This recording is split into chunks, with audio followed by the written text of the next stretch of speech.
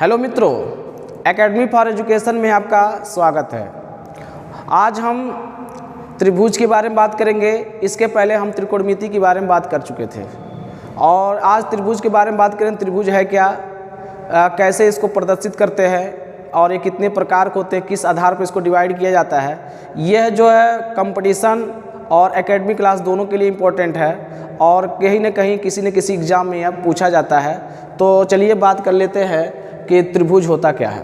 देखिए, त्रिभुज क्या है कि तीन रेखाखंडों से घिरी हुई समतलीय बंद आकृति को त्रिभुज कहते हैं। मतलब तीन रेखाखंडों से घिरी हुई समतलीय बंद आकृति को क्या कहते हैं, त्रिभुज कहते हैं। इसे इस तरह डिनोट करते हैं, इस तरह से त्रिभुज।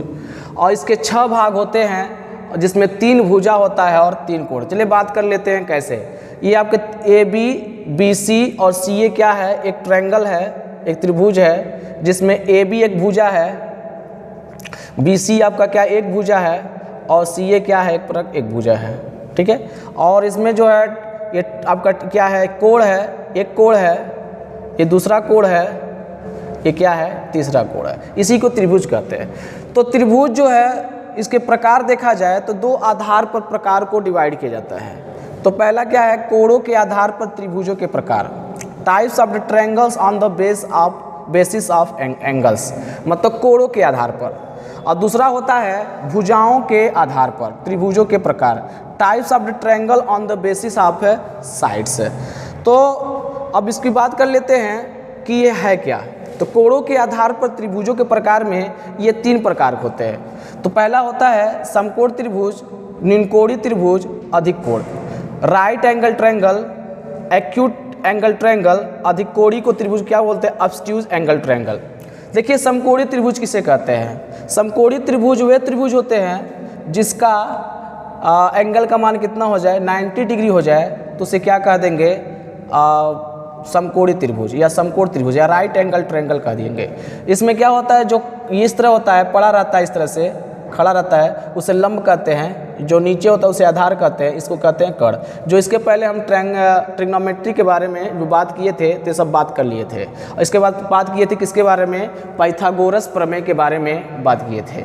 निम्नकोणीय त्रिभुज किसे कहते हैं। निम्नकोणीय त्रिभुज वह त्रिभुज होता है जिसमें एंगल का मान 0 डिग्री से 90 डिग्री के बीच में होता है, उसे क्या कहते हैं, निम्नकोणीय त्रिभुज कहते हैं। अगर देखा जाए ये 90 डिग्री है और इसी में अगर इस तरह बना दिया जाए तो इसके और इसके बीच में जो एंगल बनेगा उसे क्या कह देंगे, निम्नकोणीय त्रिभुज कह देंगे। अधिक कोणीय त्रिभुज किसे कहते हैं, ऑब्ट्यूज एंगल किसे कहते हैं। तो ऑब्ट्यूज एंगल ट्रायंगल जो होता है, जो 90 डिग्री से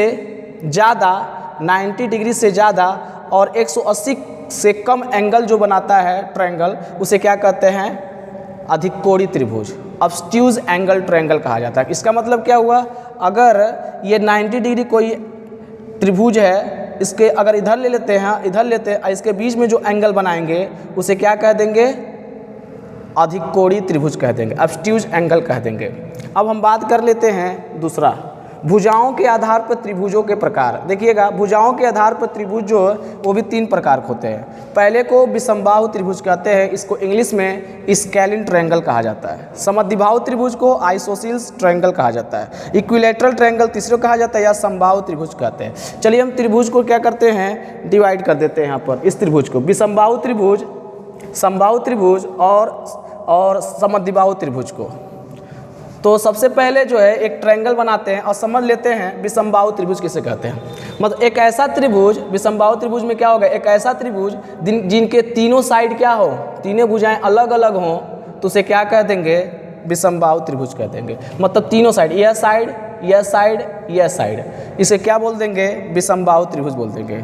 समद्विबाहु त्रिभुज किसे कहते हैं, समद्विबाहु त्रिभुज में जिसकी 2 भुजाएं आपस में बराबर हो, जिसकी 2 भुजाएं क्या है, कोई 2 भुजा आपस में बराबर हो, तो उसे क्या कह देंगे, समद्विबाहु त्रिभुज कह देंगे। इक्विलैटरल ट्रायंगल क्या होते हैं, इक्विलैटरल ट्रायंगल जो होता है इसे समबाहु त्रिभुज कहते हैं। इस त्रिभुज में क्या होता है, तीनों भुजाएं जो हैं सभी बराबर होती है। मतलब अगर देखा जाए तो ए भी 60 डिग्री होगा, ए भी 60 डिग्री होगा, ए भी क्या होगा, 60 डिग्री। इसे क्या बोलते हैं, इक्विलैटरल ट्रायंगल्स बोलते हैं। अगर और बात किया जाए कि त्रिभुजों के तीनों कोणों का योग angle A plus angle B plus angle C जो होता है वो किसके बराबर होता है, 180।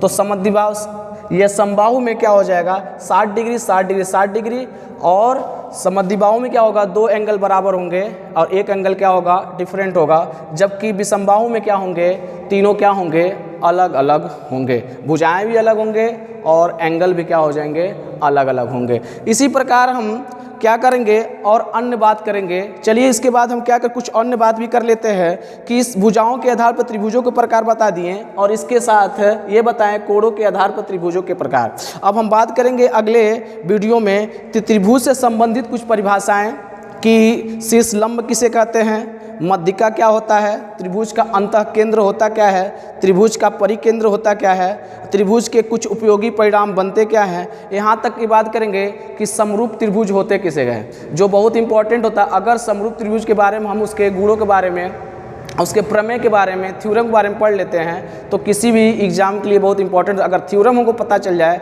तो कोई भी ट्रायंगल का जो सवाल होगा वो आसानी तरीके से लगाया जा सकता है। तो हम अगले वीडियो में बात करेंगे ट्रायंगल के गुण, ट्रायंगल के साथ साथ समरूप त्रिभुज की बात करेंगे और यहाँ तक उसके प्रमेय की बात करेंगे। Thank you very much.